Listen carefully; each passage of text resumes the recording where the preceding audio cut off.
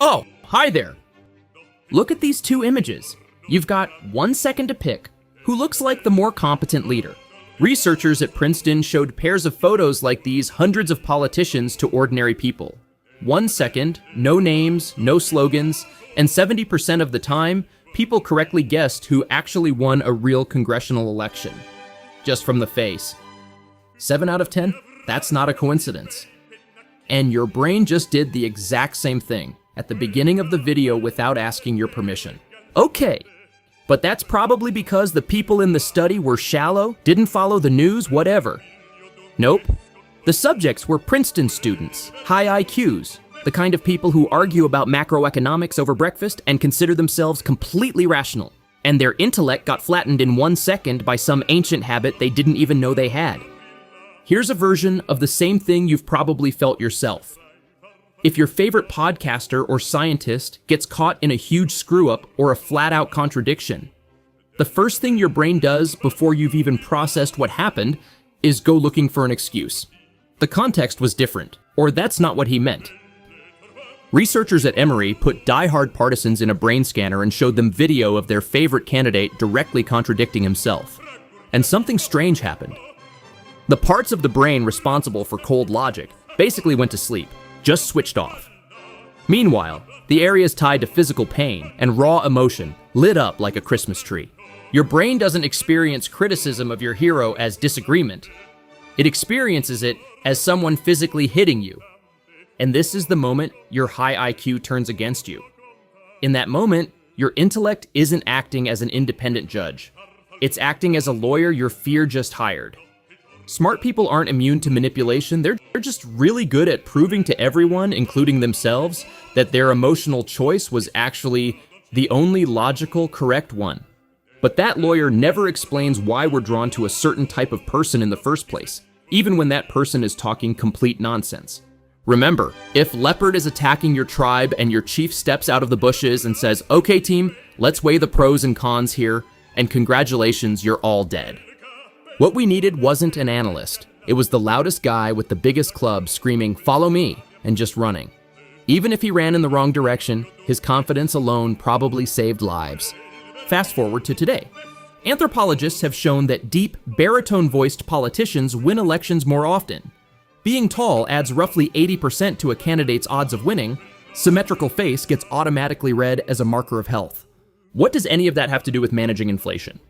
Absolutely nothing. But when you're scared, and the news is specifically engineered to scare you every single day, your brain stops looking for the truth. They know this. That's why they scare you on schedule. But a nice voice alone won't get you full power. How do you get a crowd, and you, specifically, to not just sympathize with someone, but actually go to war against anyone who thinks differently? For that, you need a little magic spell made of exactly 4 words. Everyone already knows nobody reads a 300-page economic plan, while a simple slogan lodges itself in your memory forever. The reason comes down to one of the core laws of human psychology: loss aversion. Scientists have shown over and over that losing something we already have hurts more than gaining something new feels good. Finding $100 on the street? Fun. Losing $100 out of your pocket? A personal tragedy that ruins your whole day. Evolutionarily, that math checks out for early humans. A surplus of food just meant you were full. A shortage of food meant death. We're the descendants of the paranoid ones who feared every possible loss, and that fear kept them alive. And the most brilliant slogans in history are built entirely on this. Take the famous one, "Make America Great Again." 4 words, and buried inside them is a perfect little virus. The word "again" flips your loss aversion switch. Nobody's asking you to build something new and complicated. They're telling you, you had greatness, it belonged to you, and it was stolen. And that's the exact second the us versus them machinery kicks in. A bonding hormone floods your system, oxytocin. Everyone calls it the love hormone, but it has a genuinely dark side. It switches on blind love for your own people, and automatic, silent aggression toward outsiders. You're sitting there right now thinking, I know all this. I'm smart. This won't get me. But here's the thing. Intellect is almost never used to find the truth. It's used to defend against cognitive dissonance. That's exactly why some of history's most horrifying dictators and most absurd populists had armies of professors, Nobel laureates, brilliant writers, and elite lawyers standing behind them. Smart people aren't any less susceptible to fear or herd instinct. They're just devastatingly good at explaining it away to everyone around them and to themselves. People inside either warring camp genuinely believe they're the clear-eyed rebels. Everyone's convinced they're awake while everyone else is sleepwalking. Manipulation is at its most perfect when it disguises itself as your own personal moment of clarity. Let's go back to where we started. To those two photos of complete strangers from the first few seconds of this video, if you look at them again right now, your brain will do the exact same thing all over again. You can't delete this program, it's millions of years old. Every time you open the news, your inner caveman is going to flinch, get angry, and start looking for a simple savior, automatically. So what's actually the best thing you can do here? The answer is almost embarrassingly boring. Take care of yourself. Take care of your nervous system, so you're actually capable of thinking clearly when it counts.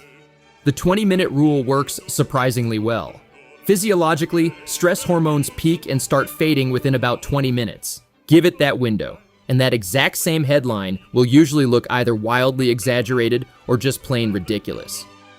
Protecting your nervous system isn't burying your head in the sand. It's a genuinely powerful skill, the thing that turns a startled caveman back into a person who can actually think. When you're calm, you're a lot harder to scare and a lot harder to buy with a four-word slogan.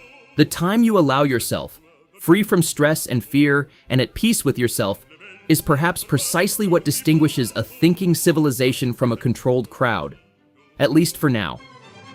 Engage your brain, protect your nervous system, and let me know in the comments what do you think about it. Bye.